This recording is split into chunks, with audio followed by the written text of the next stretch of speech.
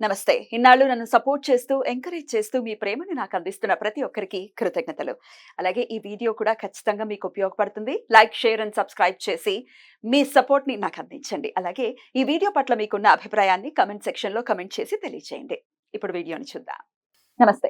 Welcome to our channel. నేను పద్మిని. ప్రస్తుతం మనతో పాటు ప్రముఖ ఆధ్యాత్మికవేత్త, వాస్తు జ్యోతిష పండితులు నిట్టల ఫణి భాస్కర్ శర్మ గారు మనతో పాటు ఉన్నారు. మాట్లాడదాం. నమస్కారం అండి. బాగున్నారా? నేను బాగున్నానండి. నర్మదా పుష్కరాలు వస్తున్నాయి అంటే దాని అర్థం గురువు మారుతున్నారు అని.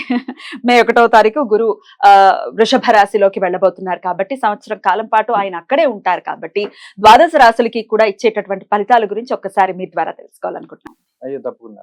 గురుడు అంటే సంక్రమణం అనేటువంటిది కొన్ని గ్రహాలకి మాత్రమే చెప్పారు. ఉదాహరణకి రవి మార్పు ఉందనుకోండి, మేషం, కర్కాటకం, లేకపోతే తుల, లేకపోతే మకరం, ఈ సంక్రమణాలకి ప్రాధాన్యత ఎక్కువ. కర్కాటక సంక్రమణం దక్షిణాయనం, మకర సంక్రమణం ఉత్తరాయణం, అలాగే తులా సంక్రమణంలో ఉన్నప్పుడు కార్తీక మాసం, మేష సంక్రమణంలో ఉన్నప్పుడు వైశాఖ మాసం, చాలా ప్రాశస్త్యమైనటువంటి రోజులు. అలాగే మకరంలో ఉన్నప్పుడు కూడా ఈ కావేరీ నదిలో స్నానం చేయమంటారు. మరలా అటువంటి ప్రాశస్త్యం కలిగిందే గురుడి యొక్క మార్పు. ఈయన ఇప్పుడు మేషరాశి నుండి వదిలిపెట్టి కృత్తిక నక్షత్రం 2వ పాదమైనటువంటి వృషభ రాశిలోకి ఆయన సంచారం చేస్తూ ఉన్నారు. గురుడు మార్పు అనేటువంటిది చాలా ముఖ్యం. ఎందుకంటే ఈ దేవగురు అయినటువంటి బృహస్పతి ఒక రాశిని వదిలిపెట్టి వేరే రాశిలోకి వెళ్ళినప్పుడు ఈ నది అనేటువంటి దానికి ప్రాముఖ్యత వస్తుంది. ఎలా దానికి అనుసంధానం అయ్యింది అంటే పూర్వపు కాలం ఋషులు ఏం చేశారంటే ఏ నదిలో ఎప్పుడెప్పుడు శక్తి ఉంటుంది అనేటువంటి దాన్ని పసిగట్టి అది ఒక గ్రహం మార్పు ద్వారా కలుగుతుంది అనేటువంటి దానికి అనుసంధానం చేసుకుంటూ వచ్చారు. ఇప్పుడు తులారాశిలో రవి ఉన్నప్పుడు కావేరీ నదిలో చేసినటువంటి స్నానానికి ప్రాముఖ్యత ఎక్కువ. ఆ శక్తి అంతా ఆ నదిలో ఉంటుంది. అలాగే మకర సంక్రమణం జరిగినప్పుడు ప్రయాగలో చేసేటువంటి స్నానానికి ప్రాశస్త్యం ఉంటుంది. అలా ఒక్కొక్క కాలానికి సంబంధించినటువంటి రహస్యాన్ని వాళ్ళు గ్రహానికి ముడిపెట్టి చెప్పారు. ఇప్పుడు గురుడు ఉన్నారు, యజన కీర్తి గృహ కాంచన పుత్ర వస్త్ర అశ్వాది కారకుడు గురుడు. ఆయన చాలా కారకత్వాలు ఇస్తారు. గురుడు జాతకంలో బాగా లేకపోతే నీచని పొంది ఉంటే అసలు సంతానమే కలగదు అని. సో ఒక్కొక్కళ్ళ జాతకంలో గురుడు నీచపడి ఉన్నా, గురుడు ఇబ్బంది పెట్టే స్థానాల్లో ఉన్న సంతానం అనేటువంటిది కూడా ఆలస్యం అవుతుంది. నర్మదా నదికి ఒక శక్తి వస్తుంది. ఎప్పుడు 1వ తారీఖు నాడు మధ్యాహ్నం 1 గంట, సరిగ్గా 1 గంటకి ఆయన వృషభ రాశిలోకి అనగా కృత్తిక 2వ పాదంలోకి వెళుతున్నప్పుడు ఆ ముక్కోటి దేవతలు వచ్చి ఆ నర్మదా నదిలో స్నానం చేస్తారు. ఆ స్నానం చేయడం అంటే ఎందుకు చెప్పారంటే ఆ విషయాన్ని, ఆ నదికి ఆ శక్తి వస్తుంది అనేటువంటి విషయాన్ని చెప్పడం జరిగింది. సో ఎప్పుడైతే ఆ పుష్కరుడు ప్రవేశించినటువంటి టైం నుండి మనం స్నానం చేస్తామో 12 రోజుల ఎఫెక్ట్ ఉంటుంది కాబట్టి ఈ 12 రోజుల పాటు ఆ నదికి ఒక ప్రత్యేకమైన పవర్ ఉంటుంది. అందులోనూ అఘమర్షణ స్నానం అనేటువంటిది చెప్పారు. అనగా ఏదైనా ఒక నదికి గాని, పుణ్యనదికి గాని, పుష్కరానికి గాని వెళ్ళినప్పుడు సంకల్పపూర్వకంగా స్నానం చేయాలి. సంకల్పం చెప్పుకోకుండా చేస్తే అది మలమర్షణ స్నానం అవుతుంది. అంటే శరీరాన్ని శుద్ధి చేసుకోవడమే అవుతుంది కానీ అఘమర్షణ ప్రయోజనం ఉండదు. ఎలా సంకల్పం చెప్పుకోవాలి? ఉదాహరణకి మనం అక్కడికి వెళ్ళినప్పుడు మన జన్మాంతరాల్లో చేసినటువంటి పాపాలను పోగొట్టుకోవడానికి మయ ఆలోచిత అనాలోచిత సమస్త దుష్కర్మ దోష నివారణార్థమనో, లేకపోతే జనరల్ గా మనం ప్రతిరోజు చెప్పుకునేటువంటి సంకల్పం ఏదైతే ఉంటుందో ఆ సంకల్ప పూర్వకంగా చెప్పాలి. అలాగే మనం ఇప్పుడు ఏం చెప్తాం, మేము గోదావరి జిల్లాలో ఉంటే మేరోహ దక్షిణ దిగ్భాగే శ్రీశైలసి ఈశాన్య ప్రదేశే అంటాం.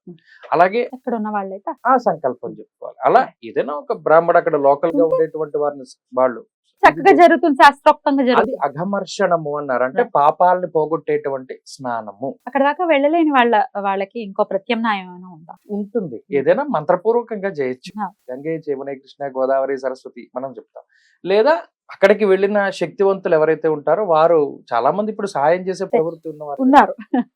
వాళ్ళు ఆ నీళ్లు పోసుకోవచ్చు, సంకల్పం చెప్పుకోవచ్చు. ఏదైనా ఆ నీళ్లకి 12 రోజులు ఆ శక్తి ఉంటుంది కాబట్టి ఇంట్లో అయినా సరే చేయొచ్చు. అద్భుతం. ఇది పుష్కరానికి సంబంధించినటువంటి అంశం. అయితే మరి గురువు మారుతున్నారు కాబట్టి ఎట్లాంటి వక్రగతి ఏమైనా ఉందా ఆయనకి, ఇత్యాది విషయాలు, అలాగే ద్వాదశ రాశులకు కూడా మరి ఆయన మార్పు వల్ల వచ్చేటటువంటి లాభాలు కావచ్చు, నష్టాలు కావచ్చు. లాభాలు అయితే హ్యాపీయే కానీ నష్టాలు అయితేనే కదా మరి ఏం చేసుకోవాలంటే ఆయన అనుగ్రహం కావాలి అని పరితపించే వాళ్ళే ఎక్కువ మంది ఉంటారు. కాబట్టి ఒక్కసారి వాటి గురించి ఇప్పుడు వివరంగా బ్రీఫ్. కుంభరాశి వారికి ఎలాంటి రిజల్ట్స్ ఇస్తున్నారండి గురువు? ఆల్రెడీ ఏలినాటి శనిలోనే ఉన్నారు వీరు. సో ఎట్లాంటి రిజల్ట్స్ వస్తాయి? నిజానికి కుంభరాశికి అర్ధాష్టమ గురుడు అంటారు. 4వ స్థానం. అష్టమం అంటే 8, అర్ధ అష్టమం అంటే అందులో సగం 4. ఈ రాశి వారికి జన్మశని దోషం ఉన్నది. మొన్నటి వరకు అంటే ఈ మే నెల ముందు ఒక నెలన్నర వరకు కుజశనుల యొక్క యుతి జరిగింది. అది చాలా భయంకరమైనటువంటి యుతి, అదంత మంచిది కాదు. సరే, దాన్ని దాటారు. ఇప్పుడు తృతీయంలో ఉన్న గురువు చతుర్థ స్థానానికి వెళ్ళారు. చతుర్థ స్థానం కూడా అంత మంచిదేం కాదు. యాచనం బుద్ధి చాంచల్యం తేజోహానిర్ ధనర్వ్యయం అన్నారు. అనగా చతుర్థంలో గురుడు ఉండడం వల్ల ఎవరి మీదనైనా సరే ఆధారపడేలా చేస్తారు. ఉదాహరణకి ఏదైనా ఉద్యోగం కావాలి, నాకు ఎవరైనా ఉద్యోగం ఇప్పిస్తారేమో, లేదా బ్యాక్ డోర్ నుండి వెళ్దాం, ఇలా వెనక ఉండడానికి ఎక్కువ వాళ్ళు ప్రయారిటీ చూపెడతారు. ఏదైనా ఒక ఇల్లు ముందు వెనక ఉన్నాయనుకోండి, ఎవరైనా ముందున్న ఇల్లు కొనుక్కుందామని చూస్తారు, పార్కింగ్ ఉంటుంది అది. కానీ వీళ్ళు వెనక ఇల్లు కొనుక్కుంటారు. సో దానికి కారణం ఏంటంటే దేని వెనకనైనా మనం హైడ్ అయి ఉందాము అనేటువంటిది. అది మనస్తత్వానికి సంబంధించినటువంటి విషయం. యాచనం బుద్ధి చాంచల్యం, దేన్నైనా సరే ప్రతిదాన్ని కూడా యాచిస్తూ ఉండడం.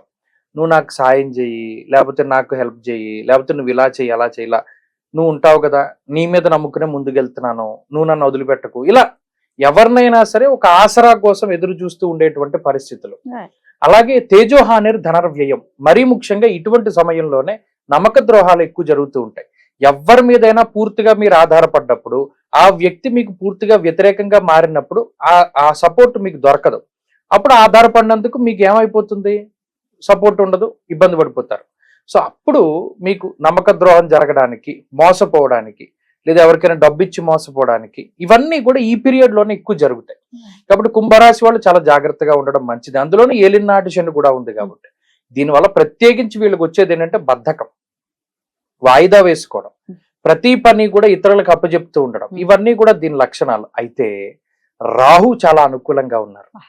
సౌభాగ్య భాగ్యం ఆరోగ్యం అర్ధలాభం యశస్కరం అన్నారు.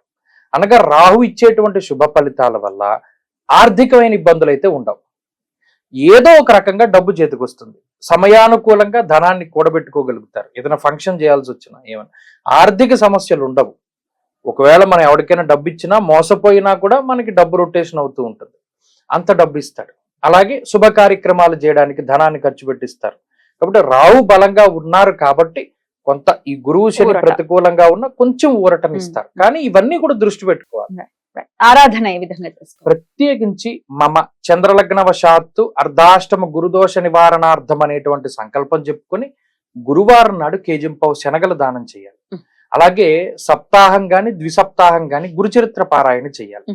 అలా చేయగలిగితే గురుబలం అనేటువంటిది పెరగాలి, పీస్ఫుల్ గా వెళ్ళాలి ఈ ఇయర్ కుంభరాశి వారికి అని మనస్ఫూర్తిగా కోరుకుంటూ ఇక నెక్స్ట్ ఎపిసోడ్ లో ఫైనల్ రాశి మీన రాశి గురించి మాట్లాడుకుందాం. థ్యాంక్ యూ అండి, నమస్తే.